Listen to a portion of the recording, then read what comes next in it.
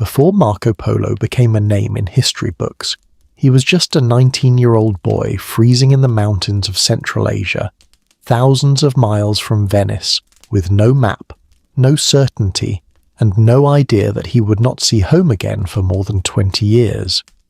The road ahead would take him across deserts that swallowed caravans into the court of the most powerful ruler on earth, and toward stories so strange that, when he finally returned, many people thought he was lying. But on this night, high on the roof of the world, Marco knows none of that. He only knows one thing. If the mountain does not kill him, the road still might.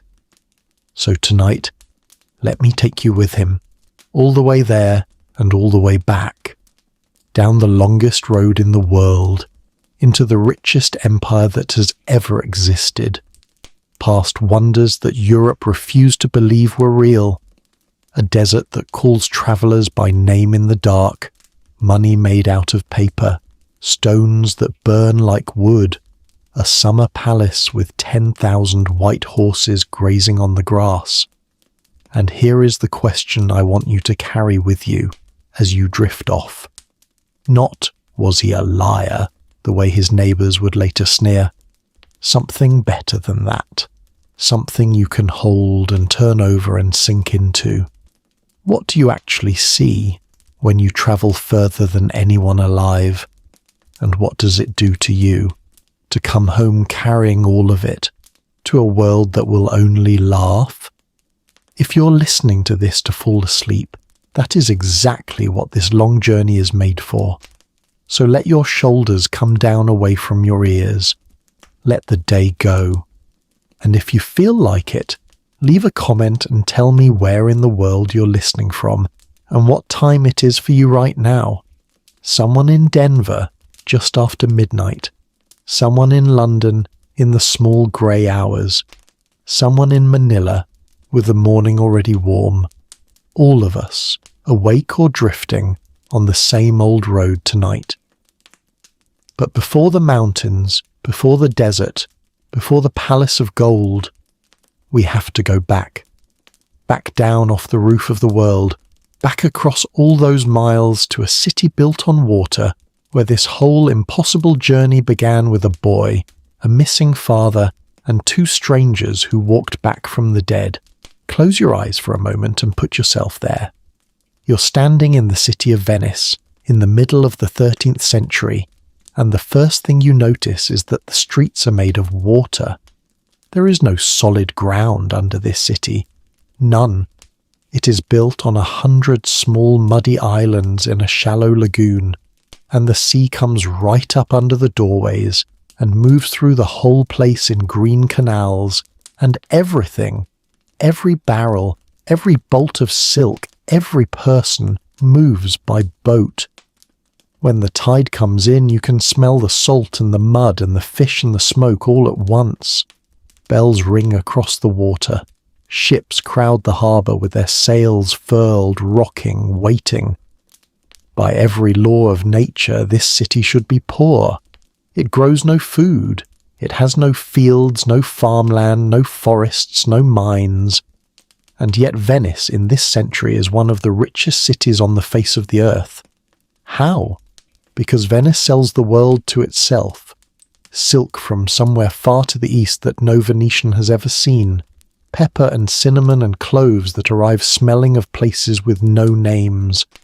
Gold, glass, incense, dye, gems. None of it is made here. All of it passes through here.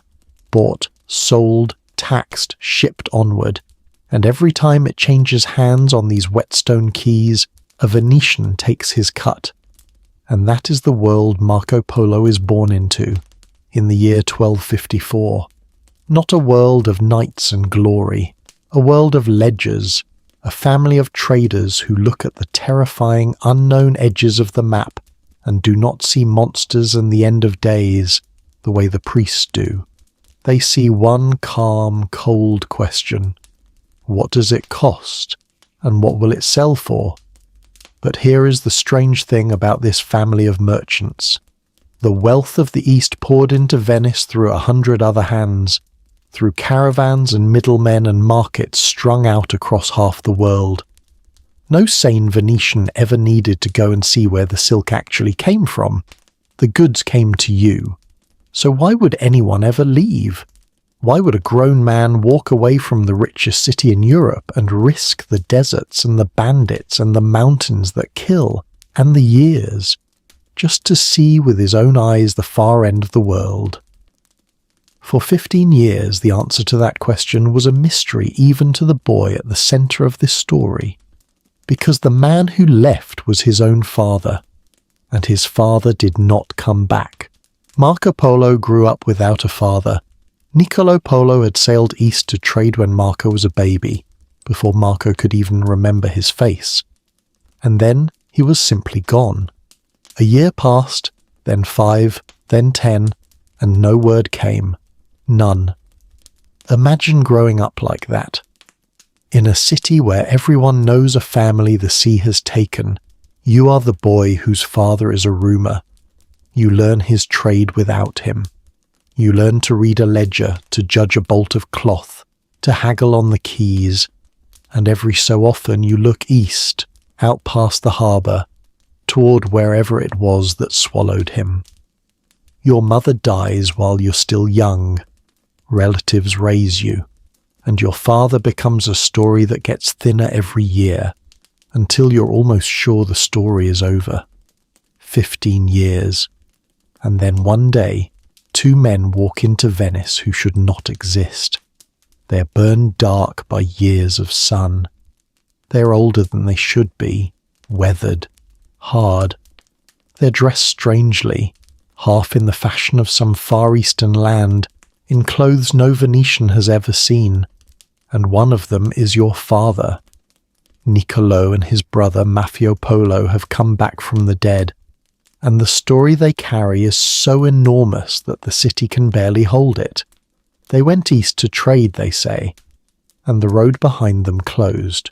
War broke out between Mongol princes, and the way home was sealed, and so they did the only thing merchants know how to do when the path back disappears. They went forward, deeper into Asia than any Venetian had ever gone, passed from court to court, over deserts, over rivers, across an entire continent, until at last they were brought before the most powerful human being alive, Kublai Khan, grandson of Genghis, lord of the largest empire in the history of the world. Stop and let that sink in the way it must have sunk in for a boy standing in a Venetian doorway, staring at the father he thought was dead. This one family, the Mongols, ruled from the edge of Europe all the way to the shore of the Pacific, from frozen forests in the north to jungles in the south. More of the earth than any human being has ever ruled, before or since. And these 2 exhausted men in strange coats had stood inside it and been questioned by its master, and the Khan had not treated them as spies, or beggars, or curiosities.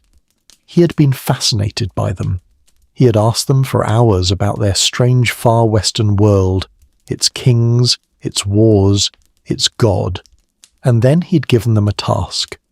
Go back, he said, and bring me 100 wise men from your world who can teach and argue and explain, and bring me holy oil from the lamp in Jerusalem. The most powerful man on earth was curious about Europe, and the road to answer that curiosity ran straight back through this house, on this canal, where a teenage boy was now being told the thing that would end his childhood. The brothers were going back, and this time they were taking Marco.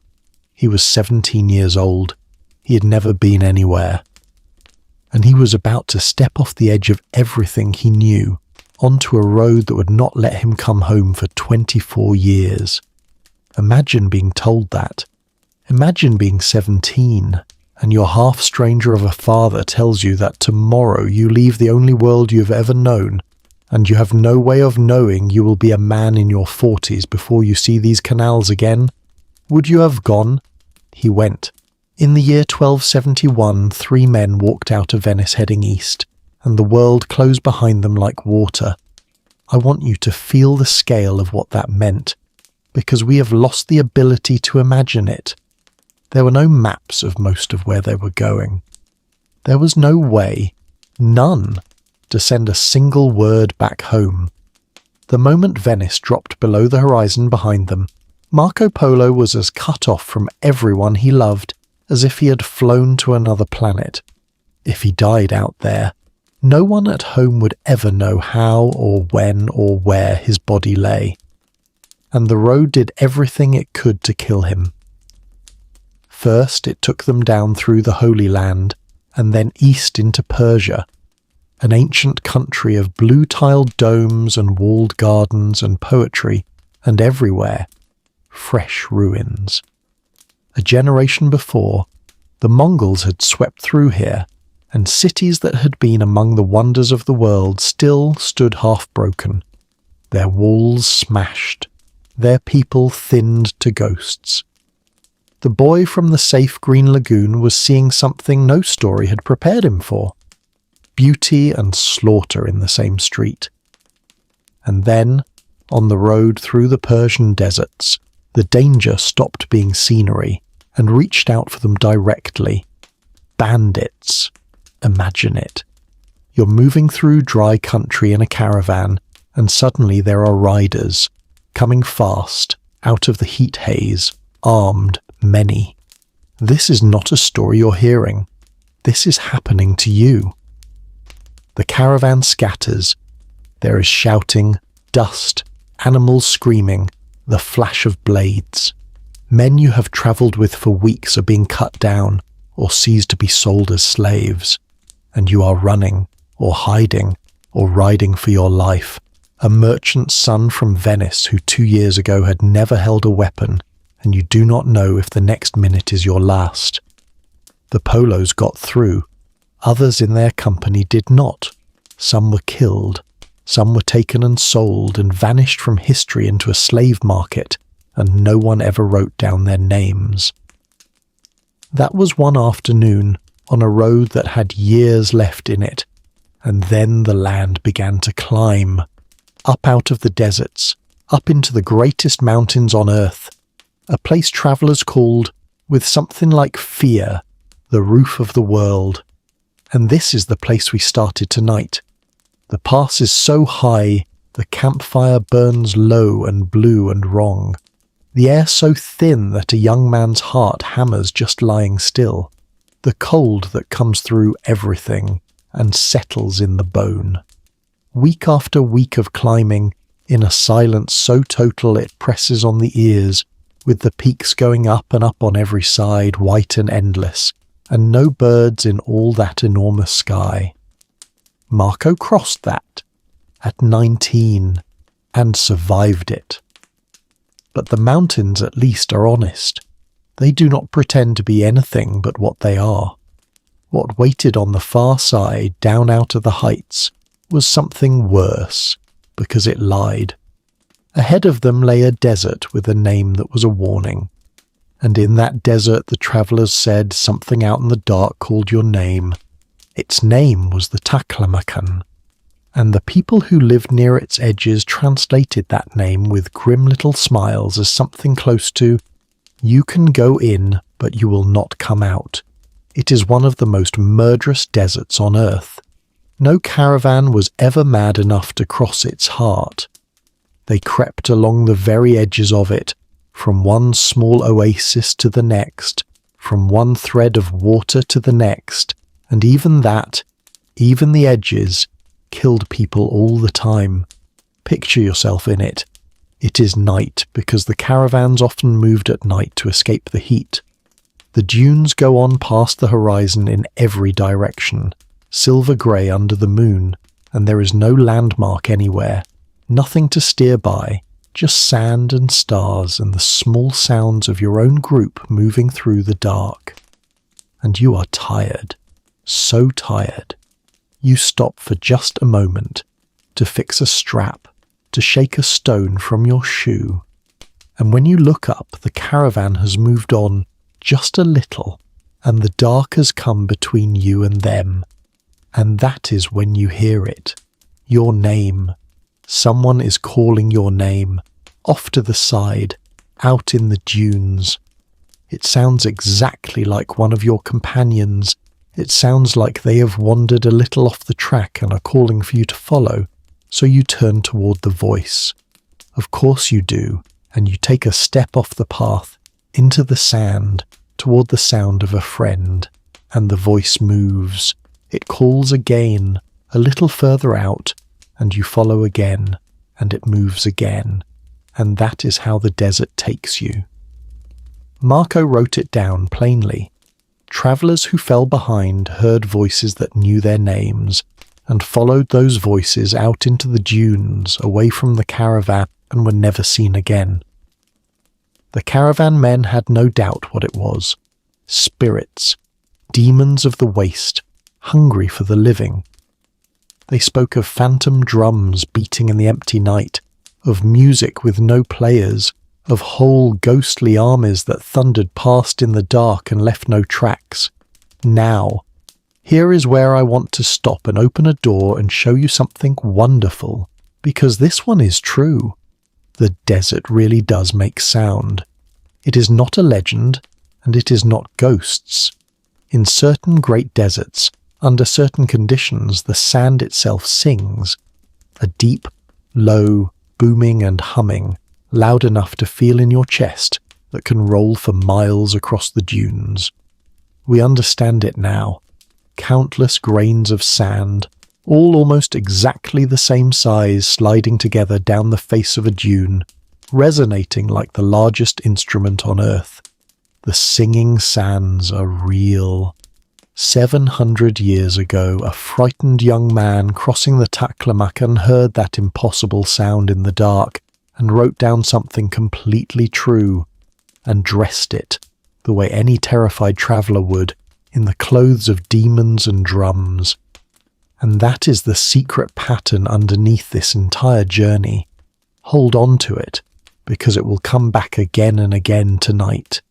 Again and again, the thing that sounds like a fairy tale. The impossible thing. The thing his neighbours would laugh at. Turns out to have a true and even stranger heart. So when Marco comes stumbling out the far side of that desert and stands at last before the thing he crossed the entire world to reach and tells you what he sees there, a city, a palace, an emperor out of a dream, hold it gently. Because some of the impossible things are exactly as they seem. The name has been echoing for 700 years. Poets have gone half mad chasing it. Most people who say the word have no idea it was a real place, that a real, exhausted young man really walked into it, one day around the year 1275, with the dust of half the world still on him. Xanadu. Its true name was Shangdu, the summer capital of Kublai Khan, and when Marco described it, he lit a fire in the imagination of Europe that has never fully gone out. Imagine what it must have been, after everything, after 2 years and more of deserts and bandits and mountains that kill, after nights of hunger and voices in the sand, you come down at last onto a green watered plain, and there it is, a palace of marble and gold. Its halls are painted with beasts and birds and flowering trees, gilded so brightly the light comes off the walls. And around the palace stretches a wall, and inside that wall is not a garden, but an entire enclosed world. 16 miles of meadow and stream and forest, full of deer and stags, where the Khan keeps trained hunting leopards and hawks. At the centre of that private wilderness stands a second palace, this one made entirely of gilded cane and bamboo, its columns carved with dragons, built so cleverly that the whole thing can be taken apart and moved wherever the emperor wishes. And across the royal grass move 10,000 horses, pure white, whose milk no one but the imperial family is allowed to drink. And on his throne at the heart of all of it, the man himself, Kublai Khan, at the very height of his power, master of more of the earth than anyone who has ever lived. And Marco, the merchant's son, the frightened boy from the roof of the world, is brought before him. Here is what I want you to feel about that moment. Two ragged Italian traders and a young man in his early 20s, who have crawled across the entire width of the world to get here, are standing inside the most concentrated wealth and power that has ever existed on this planet. And the most powerful man alive looks at the young one and likes him. Because Marco, the story goes, has a gift, he soaks up languages the way other men soak up wine. He notices things, the small, strange human details of how people live, and he can carry them back and lay them at the emperor's feet like treasure. An emperor who rules 100 peoples he will never meet has endless use for a young man who can go out into the vast empire and truly look and come back with the world in his mouth. And so it begins. The thing that should be impossible. 17 years in the service of the Khan. A young man from a city of mud islands sent out across the largest empire on earth on the business of its emperor, into provinces no European had ever seen, past wonders no European would believe. Which brings us gently to the real heart of this long night. For 17 years, this one young man is allowed to wander the richest, largest, strangest empire on earth, and to write it all down and carry it home to us. So what did he see out there? Some of it you would refuse to believe, and the parts that are hardest to believe, those turn out to be the truest of all. Let me show you the first wonder the way it must have hit him, because it broke every rule he had ever known about the world. Marco came from a place where money meant metal. Wealth was something you could bite and weigh and trust, because you could feel it in your hand.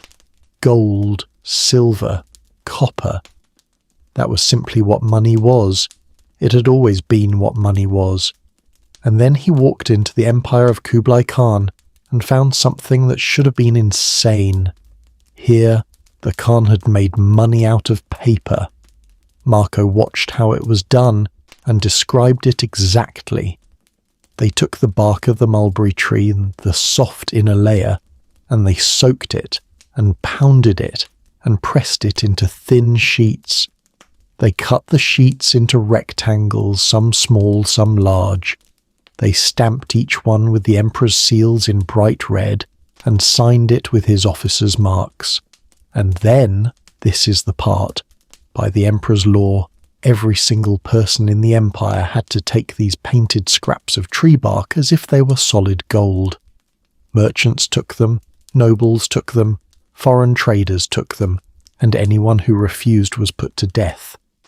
Now imagine being a Venetian, a man from a family that has trusted the weight of gold for 100 years, and watching an entire civilization, the largest on earth, run smoothly on painted paper. It must have looked like a magic trick. Like the whole country had agreed to share the same beautiful dream. He carried that description home to Europe, and Europe laughed at him. Worthless paper, treated as treasure, by law, across the richest empire on earth. It was the most ridiculous thing in his whole ridiculous book. It was obviously a lie. It was completely, exactly true. China had invented paper money 300 years before Europe would even begin to imagine it. Marco had walked into the future of all money on earth 5 centuries early and brought back a perfect description of it and been called a liar for his trouble. And here is the door that opens if you let it swing. How much of what we call impossible is just the future seen too early? How many people across all of history have come home holding the truth in their hands and been laughed out of the room precisely because they had seen further than anyone was ready to believe? Sit with that as you drift. The man they called a liar was, on this, the only one in Europe telling the truth. and the paper money was only the beginning of the strange things this empire ran on. The next impossible thing Marco found, he found in the cold. Chinese winters are hard, and Marco noticed that the people kept themselves warm and cooked their food and heated their baths by burning something that no European burned. They burned black stones, not wood, stones, dug out of the mountains in huge quantities, dark and heavy, that caught fire and then burned hotter and longer than any log, holding their heat right through a freezing night. So plentiful, Marco marvelled, that an ordinary person could take a hot bath 3 times a week all winter long, warmed by burning rock. To his readers back in Europe, this was just one more tall tale from the man of 1,000,000 lies. Europe burned wood and charcoal, a stone that burns? Absurd. Into the same bin as the paper money. But of course Marco was describing coal. And China had been mining it and burning it on an enormous scale for centuries, running a great civilization on it while Europe was still chopping down its forests. Once again, the unbelievable traveller's tale was nothing more than an honest report from a world that was simply further ahead. And this becomes the rhythm of everything Marco brings back. A postal system with relay stations set a day apart along thousands of miles of road. Fresh horses always saddled and waiting, so that the emperor's messengers could carry news across the empire faster than anyone in Europe could dream. Cities, each one larger than any city in Italy, packed with people and bridges and markets and canals, rivers thick with more ships, he swore, than any European would believe if he gave the true number, so he sometimes gave a smaller one just to be believed, and threaded through all the marvels, the salt taxes, the trade figures, the dull, specific, unglamorous machinery of how a giant empire actually collected its money and moved its goods. Details so boring that centuries later historians would check them against China's own surviving records and find that they fit. And that is the thing that stops the historians cold, and should stop you too, softly as you lie there. What kind of liar fills his lies with tax tables? What kind of fantasy remembers the salt revenue of specific provinces? The wonders you might invent, the golden palace, the 10,000 horses. But nobody invents accounting. Nobody makes up the boring true parts, because no listener is entertained by them. So what kind of man brings home both the singing desert and the salt tax ledgers? Both the palace of gold and the price of pepper. Only one kind. A man who was actually there. Keep that warm as we go, because the deeper into the empire we follow him, the more the magic and the arithmetic braid together into something that feels unmistakably like a real world, remembered by someone who really walked through it. Marco did not only describe the empire he lived in, he described its edges, and the lands rumoured to lie past its edges, and here his book becomes a kind of atlas of wonders, half of it seen with his own eyes, half of it gathered from the sailors and traders he met at the far edge of the world. He wrote of a hot southern land where enormous serpents lived in the rivers, creatures with jaws that could swallow a man whole, with claws and terrible teeth. Monsters, his readers thought. Crocodiles, we would say. Described so exactly that it is obvious he had stood and looked at one. He wrote of a strange cloth that would not burn.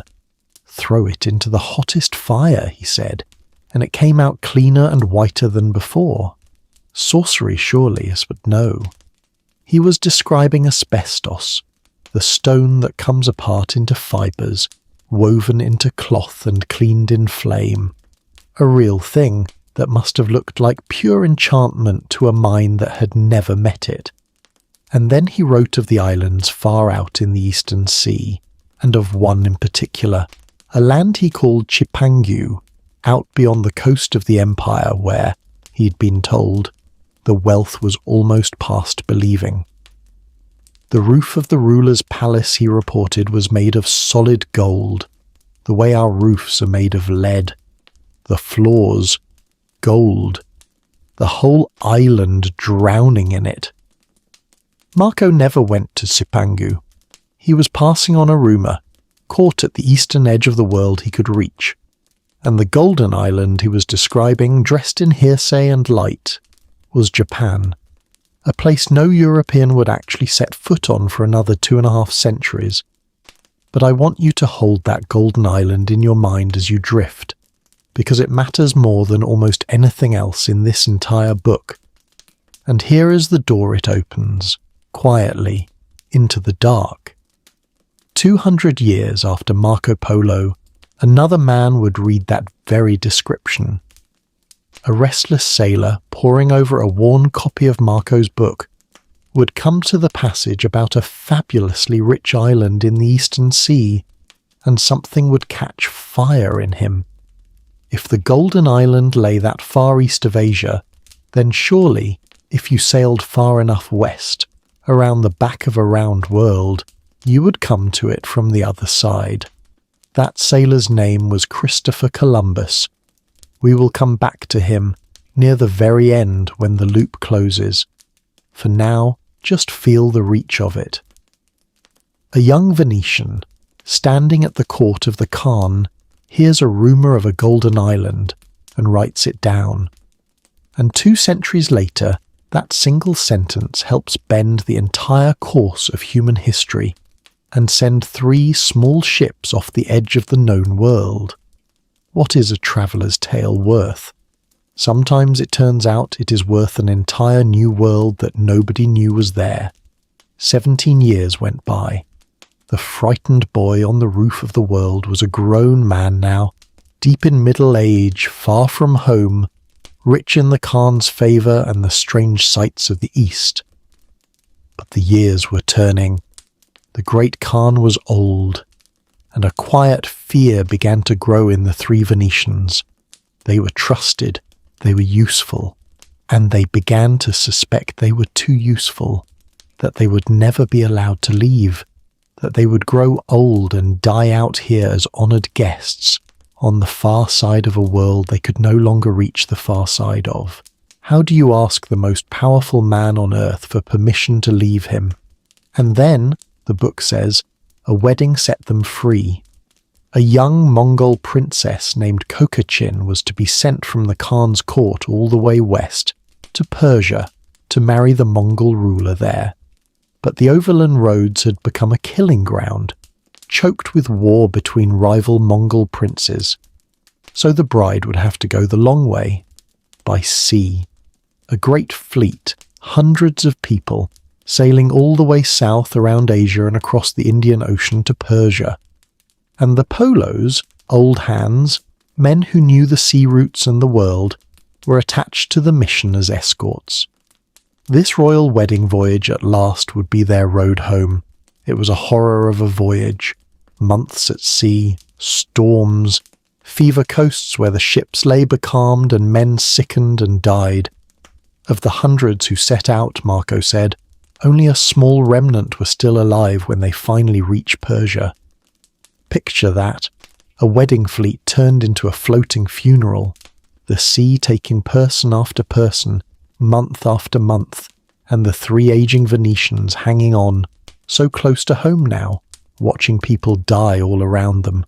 But the princess lived, and the Polos lived. They delivered Kokachin to her new life, and then they turned west one final time, overland, through Persia, and up to the Black Sea and across the last of the world, until in the year 1295, 3 weathered strangers knocked on a door in Venice, 24 years after a 17-year-old boy had stepped off the doorstep of the world. Now, I want to give you something solid to hold here, because this is the place in the whole story where the ground turns firm beneath your feet, and it is lovely. For almost all of Marco's tale, we have only his word. But the princess, Kokachin, she is real. She is not in Marco's book alone. She appears by name in the histories of Persia, arriving from the east to be married, exactly as Marco described. And in the records of China, a document survives that describes the preparation of this very voyage, the fleet, the mission, the escorts sent to carry a princess by sea to Persia. Two great civilizations on opposite sides of the planet, neither of them caring in the slightest about some Venetian merchant. Both quietly wrote down the very journey he swore he was part of. The dates match. The route matches. The princess is real. Somewhere at the far end of a story that sounds like a dream, there is a single thread you can actually reach out and pull, and it holds. Now put yourself in that Venetian house on the day the dead men came home. The stories the city later told about this moment are the ones Venice loved best and polished for centuries. So let me hand them to you the way they were handed down, worn smooth and warm as the legends they are. 3 men arrive at the door of the family house, and no one knows them. How could they? 24 years have passed. The boy of 17 is a man past 40. Their skin is burned dark and lined by a lifetime of foreign sun. Their clothes are coarse and strange and ruined by the road. They speak their own Venetian dialect haltingly now, stumbling, their tongues bent by decades of other languages. The family looks at these 3 weathered foreigners claiming to be their long-dead kin, and very nearly turns them away as beggars and liars. So, the legend says, the travellers invited the whole family to a great feast, and when everyone was gathered, they brought out the rough, filthy coats they had come home in. They took up knives, and they slit the coats open along the seams, and out of the linings poured a fortune, rubies, emeralds, sapphires, diamonds, the concentrated wealth of the East, carried across the entire world, sewn into the lining of beggars' rags. Because 3 men who had survived the most dangerous roads on earth had learned, out there, that the safest treasure in the world is the treasure that looks like poverty. Did it happen exactly like that? No one can say. It is precisely the kind of tale a city of merchants would lovingly invent for its favourite sons. But underneath the legend sits a plain and documented fact. The Polos came home rich. Whatever they had truly done out there, across those 24 years, it had made them wealthy men. And Marco might have simply settled into a quiet, prosperous life and told his stories at dinner and slowly been forgotten. Except that history, with impossibly perfect timing, reached in and grabbed him. Venice went to war with its great rival, the city of Genoa. And Marco Polo, now a man of standing, a man with his own ship, ended up in the fighting and ended up captured. And so the man with the largest story in the world suddenly found himself locked in a Genoese prison cell with nothing to do and endless empty hours, and, lying on the straw beside him, a stranger who happened to be a professional writer. His name was Rustichello, and he knew exactly how to take a story and make it sing.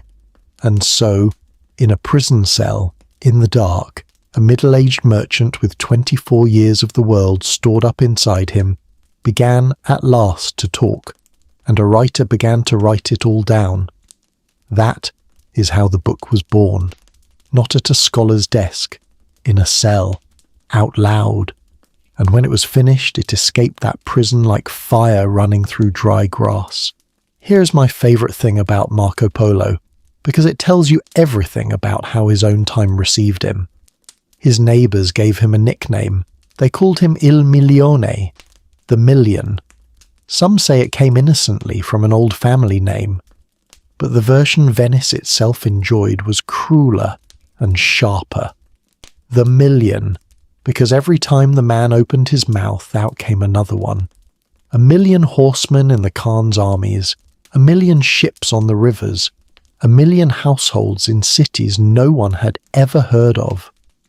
The numbers were so vast, the wonders so thick and constant, that the most well-travelled, worldly, hard-nosed trading city in all of Europe, the city that knew the Eastern trade better than anywhere on earth, listened to Marco Polo and laughed in his face. Children followed him in the street, the story goes, mocking him, calling out for another 1,000,000. Think about that. The very first audience this man ever had. The people in all of Europe best equipped to judge a merchant's tale of the East decided he was a charming liar, an entertainer, a teller of impossible tales. And here is the quiet knife in it, the thing to carry down into sleep. They were wrong. Slowly, over the centuries that followed, the world caught up to Marco Polo. Later travellers reached the East and found the paper money exactly as he had described it, and the burning black stones, and the vast cities and the relay roads and the wonders one by one. Piece by piece, the lies of the man of 1,000,000 turned out to be true. The liar Venice laughed at became the man the mapmakers trusted, the book the explorers carried, the voice that, through a sailor's worn and annotated copy, helped launch the age that remade the world. So which was he in the end? A liar whose every lie kept turning out to be true, or an honest man who had simply seen a world too large for the people he loved to believe? 700 years later, in a way, we're still turning that question over. And that unfinished argument is part of why his name, out of all the thousands of merchants who ever sailed from Venice, is the one that never died. The one you still shout across a swimming pool without knowing you're calling out for a man who crossed the roof of the world at 19 and was called a liar for telling the truth. But leave the argument for the daylight, because before the end there is more he saw, the greatest things of all. And tonight, in the dark of his prison cell, he's about to tell them there is a night deep in his imprisonment when Rustichello the writer sets down his pen and rubs his cramping hand and asks Marco a simple question. Of everything you saw, he says, in all those years, in all that vast and shining East, what was the greatest? What was the single most magnificent thing your eyes ever fell upon? And Marco does not hesitate. He's been waiting his whole life for someone to ask. There was a city, he says, and when I tell you about it, you will not believe me. No one ever believes me. But I walked its streets, I counted its bridges, and it was the finest and noblest city in all the world. Its name was Kinsei. We call it Hangzhou today. And in Marco's time it was, quite possibly, the largest and richest city on the face of the earth, while the greatest cities of Europe were still muddy, cramped towns. Kinsey held more than 1,000,000 people, at a moment when a European who had seen 10,000 in one place thought he had seen a multitude. Close your eyes, in the dark, and let him show it to you the way he showed it to a writer who thought he was exaggerating. A city built on water, he says, and here his voice must have caught, because it was his own Venice made enormous, made impossible. A city laced with canals like Venice, but on a scale Venice could never dream of. And crossing those canals and waterways, count them, he says, I dare you, 12,000 bridges, 12,000. So many that a man could not cross them all in a lifetime. Bridges arched so high that great ships passed beneath them with their masts standing, while carts and crowds streamed over the top. He describes streets paved and clean, running straight for miles. He describes 10 great market squares, each one thronged with thousands of people on market days, piled with peaches and pears and grapes and fish still silver wet from the lake. with spices and silk and things a European had no name for. He describes a lake in the middle of the city, ringed with palaces and gardens and temples, where the rich went out on ornamented pleasure boats in the warm evenings, drifting on the still water with music playing, lanterns burning, the whole city glittering on the shore. He describes public baths, hundreds of them, where people washed in cold water and warm, a habit of cleanliness that astonished a man from a Europe that mostly did not bother. He describes streets of physicians, streets of astrologers, a system of watchmen and fire towers and drums to guard the sleeping city through the night. He describes a people gentle and peaceful and given to pleasure, dressed in silk, living in a wealth so ordinary to them that they did not even see it. And Rustichello, writing it all down, surely thought exactly what you might be thinking now. That the old man was gilding it, that no such city could be real. But it was real. Kinsey was real. Later travellers, later records, the accounts of the Chinese themselves, they confirm it. A city of over 1 million souls, of canals and bridges and lake palaces, the beating heart of the richest civilization on earth, exactly as the prisoner described it. Marco Polo had walked, as an ordinary man, through the greatest city in the world, and come home to a Venice that could not even picture it. Hold that as you drift. The most magnificent thing he ever saw, and he could never make anyone believe it, not until long after he was gone. But the cities were not the strangest things he brought back. Because out at the edges of the world, Marco had seen creatures that Europe was quite sure belonged only in nightmares. Ask the prisoner about the beasts and the cell goes quiet. Because Marco Polo, on his long road, had seen animals no European had ever laid eyes on, and he described them as best a merchant could, with no words for them, in an age that had no science of such things. And some of what he described sounded to the people back home like pure monster tale, the kind of thing that earned him the name the Million. He told them of a creature in the hot lands of the south that was one of the ugliest and most dangerous things alive.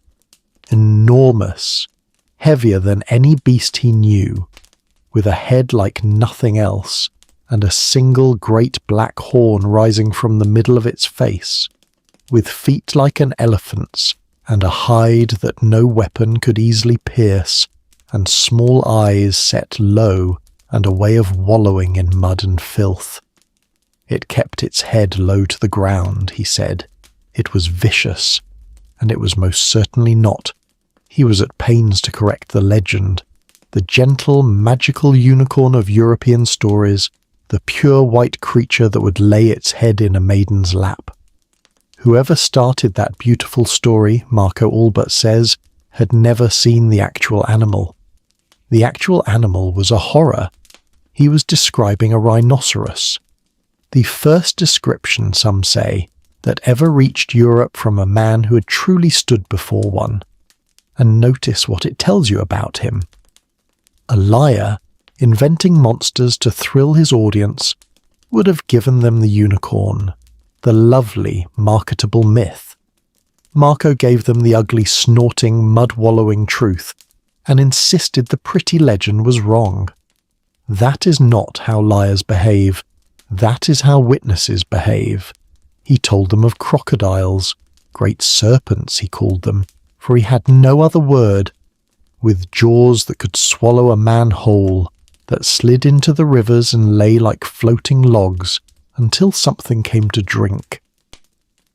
He described how the hunters killed them, and it is exact enough that we know he had seen it done.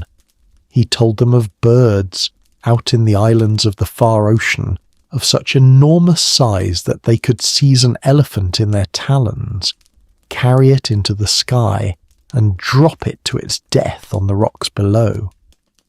The rock, this bird was called in the old sailors' tales. and here perhaps Marco was passing on a story he had only heard, dressed in the exaggeration of the ports. But even that story may have had a small, strange seed of truth. On one of those far islands there really had lived, not so long before, an enormous bird, flightless, taller than a man. The tales of sailors do not come from nowhere. They come from something real, seen at a distance, and swelled in the retelling until an eagle becomes a monster that carries off elephants. And that is the pattern, again and again, with everything Marco brought home. The monsters were not lies. They were real animals, seen by a man with no way to name them, carried across the whole world in his memory, and set down in a book by a writer of romances, until the truth and the wonder braided together so tightly that no one back home could tell where one ended and the other began. But of all the tales the prisoner told, all the cities and beasts and marvels, there was one that his listeners never forgot, a tale of a hidden valley and a false paradise, and an old man who taught men how to murder without fear. And unlike the rhinoceros, this one was not a wonder of nature. It was a wonder of human evil. Lean in, the way Rustichello must have leaned in when Marco lowered his voice to tell this one. Somewhere on the long road, in the mountains of Persia, Marco had heard a story that had haunted those lands for generations. The story of a man they called the Old Man of the Mountain. And the story went like this.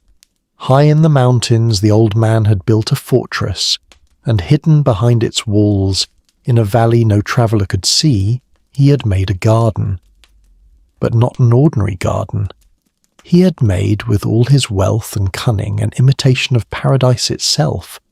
Streams, the story said, ran through it. Streams of water and of wine and of milk and of honey.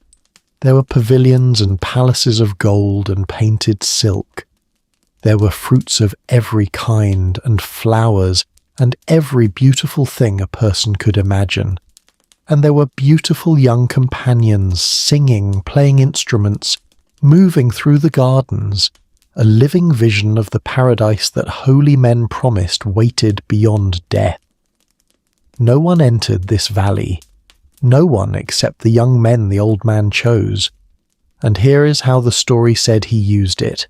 He would take a strong young man and drug him, give him a potion that dropped him into a deep sleep, and while he slept, the young man would be carried into the hidden valley, and he would wake in paradise.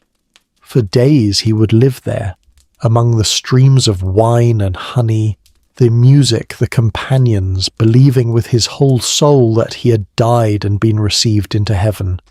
And then he would be drugged again, and wake outside in the ordinary dust of the world, and he would be desperate, broken with longing, because he had seen paradise and been torn out of it, and there was only one way, the old man told him, to return: obedience.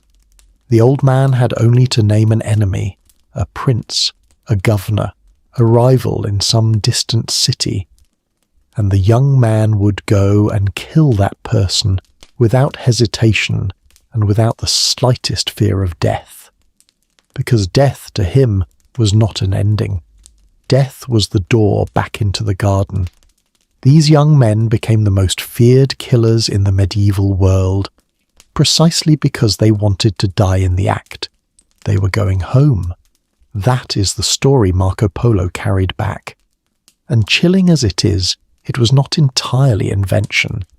Historians recognize in it a real medieval sect, a real fortress in the Persian mountains, a real and dreaded order of political killers who terrorized the powerful for nearly 2 centuries, whose reputation for fanatical, fearless murder was so total that the very name by which Europe came to know them entered our language and lives in it still as the word we use to this day for one who kills by stealth and design.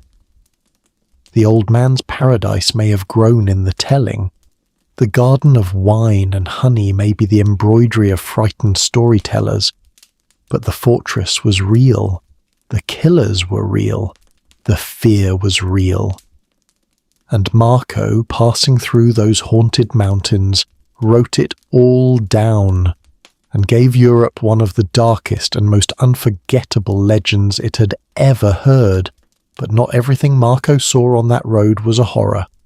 Some of it was simply a mystery, the kind that a curious man never forgets and turns over in his mind for the rest of his life.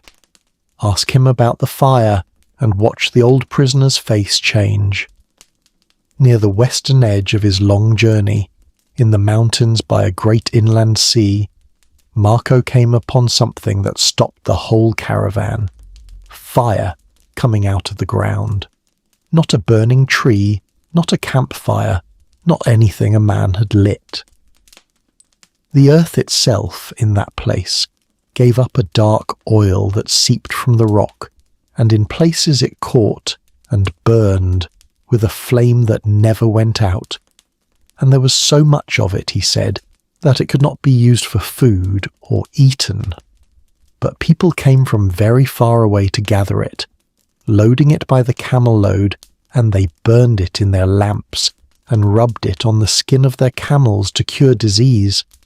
To Marco, and to everyone who heard him, this was a wonder close to magic. Fire that lived in the ground, oil that bled from bare stone in endless supply. What could such a thing possibly be? We know exactly what it was. He had found one of the great natural oil seeps of the region we now call Azerbaijan, a place where petroleum rises to the surface on its own, where the ground has burned in places for so long that ancient peoples built temples to the eternal flames. Marco Polo had stood 700 years ago before the raw beginning of the thing that now runs our entire world. He had no word for oil. He had no idea what it would one day become. He simply saw fire coming out of the earth and gathered the wonder of it and carried it home. One more impossible thing that turned out centuries later to be plainly, enormously true. Hold that drifting there. The most important liquid on earth, the black blood of the modern age, and the first European to describe it was a merchant boy who thought he had found a miracle and was called a liar for saying so. And the miracles kept coming. Because beyond the fire, high in the cold roof of Asia, Marco climbed into mountains so strange that the very air, he swore, was different there. Come back up in your mind into the high country, the great cold mountains at the heart of Asia, where the road we walked at the very start of tonight's journey climbed toward the roof of the world. Marco remembered those heights all his life, and he set down about them a detail so precise, so oddly specific, that it became one of the quiet proofs that he had truly been there. He climbed, he said, for 12 days across a great plain so high that it was called the highest place in the world, and up there, in that thin cold air, he noticed something no invented tale would ever bother to include. Fires, he said, burned differently. They burned dimmer and paler and gave less heat and did not cook food the way fire should. Think about that. A liar filling a book with marvels to amaze his neighbours does not stop to mention that campfires were a little disappointing on a high plateau. Only a man who was actually there, actually cold, actually watching his dinner refuse to cook, remembers a thing like that. He had no idea why it happened, that the air thins with height, that fire itself weakens where the air is starved. He only knew what he had seen, and what he had seen was exactly, precisely true. And up in those same heights, he saw the animal that still carries his name today, a wild mountain sheep, larger than any he had ever seen, with great curving horns sweeping back from its head, so long that shepherds up there, he said, used them to make bowls and fences. It was real. It lives in those mountains still, and to this day, scientists call that magnificent creature the Marco Polo sheep, after the young Venetian who first described it to the world, high on the roof of the world, 700 years ago. He gathered it all, the dim fires and the great horned sheep and the freezing silence of the heights, and carried them down and home and into a book. And still they laughed. But of all the wonders the old prisoner described, the cities, the beasts, the fire in the ground, there was one memory he returned to again and again, the court of the great Khan himself, because Marco had not merely visited it. He had, if his book tells true, lived inside it, in the service of the most powerful man on earth, for 17 years. Let him show you the court the way he remembered it, in the dark of the cell. He described a palace so vast that its main hall could seat 6,000 men at a feast, its walls covered in gold and silver, its roof blazing with scarlet and blue and green, lacquered until it shone like crystal.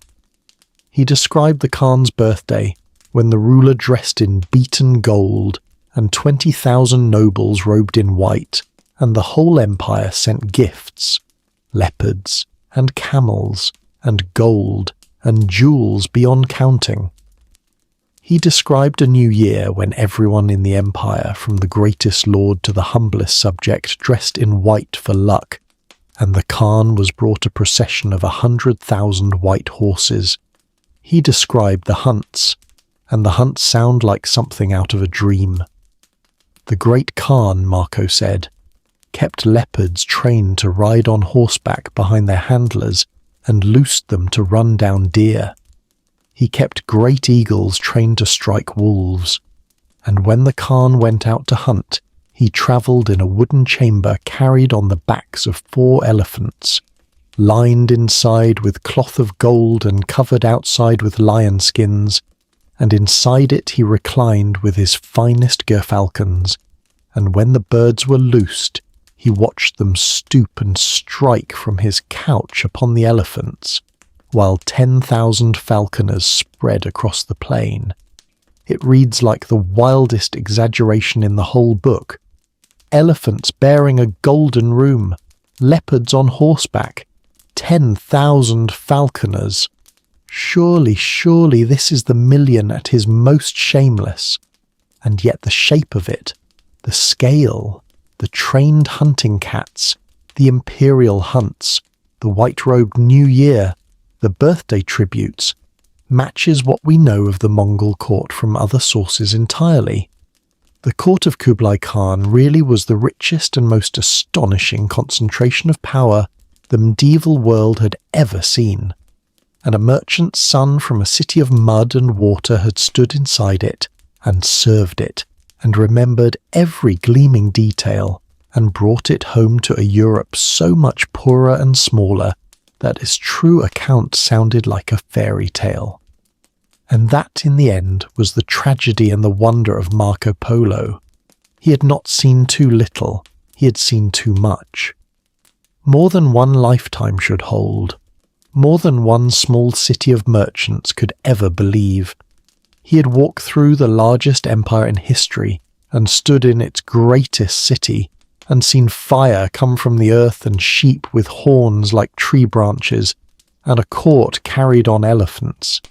And he came home with all of it burning inside him, to a world that met the whole shining cargo of his memory with a single laughing word: the million. And perhaps, lying in his prison cell all those years later, telling it again in the dark to a writer who could barely breathe for listening, the old merchant understood something about his whole life in that moment, that he had walked through a world so vast and so strange that it held both the greatest city ever built and the falsest paradise ever imagined, that he had seen the very best and the very worst that human beings could make, and that when he tried to tell people any of it all of it, they would laugh and call him the million and turn away. No wonder then what he said at the very end. When the time came and the priest leaned close and they asked him to take it all back. Marco Polo lived a long life after that. He came home and he stayed home. He married. He had 3 daughters. He bought and sold, kept his ledgers, argued his lawsuits, and grew old within sight of the same canals he had left as a boy of 17. The man who had crossed the entire world twice over spent the last 30 years of his life almost perfectly still. And in January of 1324, at around 70 years old, he lay dying. And here the story gives us its most famous moment of all, and I will hand it to you gently, as tradition, worn smooth by 700 years of retelling. As Marco lay on his deathbed, the story goes, the people around him made one last appeal. Now, at the very end, with his soul in the balance, with a priest at the door, with nothing left in this world to gain or lose, would he not finally confess, take it back, admit that the book had been full of beautiful lies, and meet his God with a clean and honest mouth? And the old man is said to have gathered the last of his strength, and lifted himself up and answered, I have not told half of what I saw. No confession, no retreat. At the very edge of death, offered every reason on earth to shrink his story down to something safe and small. He made it larger. He died insisting that the truth had always been bigger than anything he had ever managed to say. And then his book began its own journey, which would prove far longer than his life. For 200 years, in an age before printing, it was copied by hand and carried from kingdom to kingdom, the single greatest window Europe had onto the east. Mapmakers drew Asia straight out of its pages. Merchants ached over its riches. And somewhere in that long afterlife, a copy came into the hands of that restless sailor from Genoa, who read it and underlined it and crowded its margins with hundreds of eager notes in his own hand. That copy still exists. You can find it today in a library in Seville, the handwriting of Christopher Columbus still crowding the pages, right beside Marco's description of the Golden Island in the Eastern Sea. Columbus was chasing Marco's Chipangu, Japan, when he sailed west in 1492. He carried letters for the Great Khan in his baggage, and he struck instead a continent that Marco had never dreamed of, and that would change the earth forever. So the frightened boy who vanished from Venice never really came to rest at all.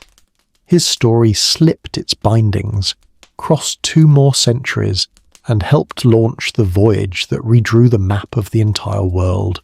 So, we have walked the whole road with him now, all the way there and all the way back, out of a city built on water, through the ruins of Persia and the bandits in the dry hills, up onto the roof of the world where the fires burn blue, across the desert that calls your name in the dark, which really does sing out there to this day, into the palace of gold, with its 10,000 white horses, past money made of paper and stones that burn, and cloth that will not catch fire, and a rumour of a golden island that would one day bend the course of history, onto a wedding fleet that turned into a funeral at sea, home to a family that didn't know his face, into a prison cell where it all became a book, and to a deathbed where an old man, offered every reason to shrink, refused. And here, at the end, is the soft question I want to leave in your hands as you drift off. We started by asking what a person sees when they travel further than anyone alive, but maybe the deeper question is the other one, not what Marco saw, but what it left inside him. He spent 24 years out at the very edge of the world, and then 30 quiet years back home in a city that laughed gently at everything he told them, and he never took a word of it back, not once, not even dying. What would that be like? To carry an entire world inside you, the blue fires, the singing sand, the 10,000 white horses on the imperial grass, and to know, with perfect and lonely certainty, exactly what you had seen, while everyone you loved was quietly sure you had made it up, to be that full of the real, and to be called, softly, forever, a liar. Maybe that is the truest thing this long journey has to teach us as the night comes down, that the ones who travel the furthest often come home the loneliest, not because no one will listen, but because no one can quite follow them all the way back, and that the marvels are real anyway, whether or not the world believes them. The paper money was real, the burning stones were real. The sands really do sing out in the dark to travellers who fall behind. Marco Polo saw a world, and whatever is true and whatever is doubted in that famous, mocked, endlessly copied book, he spent the rest of his life refusing to pretend that he hadn't. So let it all go now, gently, the way the tide lets go of the shore. We've come such a long way tonight, from the canals of Venice to the roof of the world, through the singing desert and into Xanadu, past every wonder a young man could gather in 24 years, and home again, the long way round. And out there, right now, as you lie here in the dark, the world Marco walked is still turning. The wind still moves the great dunes of the Taklamakan, and on certain nights the sands still sing, a low deep humming across the empty dark, to no one at all. The ruins of Xanadu still stand quiet on the grasslands of Inner Mongolia, grass grown up between the stones under the same moon that is over you now. And in a library in Seville, an old book still rests in the dark, its margins still crowded with the eager handwriting of a dreamer it once sent across an ocean. If this long journey down the old road was worth taking, you can tap the like button gently, just a quiet signal that you would like more nights like this one. And if you would like to keep travelling with me through the true stories the world only thinks it knows, you can subscribe, and I will keep finding these old, patient, wonderful things and bringing them to you in the dark. And if you feel like it, tell me one more time where in the world you are tonight and what the darkness is like outside your window. A city or a quiet field or a sleeping town at the edge of the sea. Because that is the one thing this whole story proves beyond any doubt. A voice, telling of far places in the dark, can travel further than any caravan ever did, all the way to wherever you are right now. Sleep well. The road is old and it is patient. The desert is still singing, and the whole turning world will still be here in the morning. Rest now.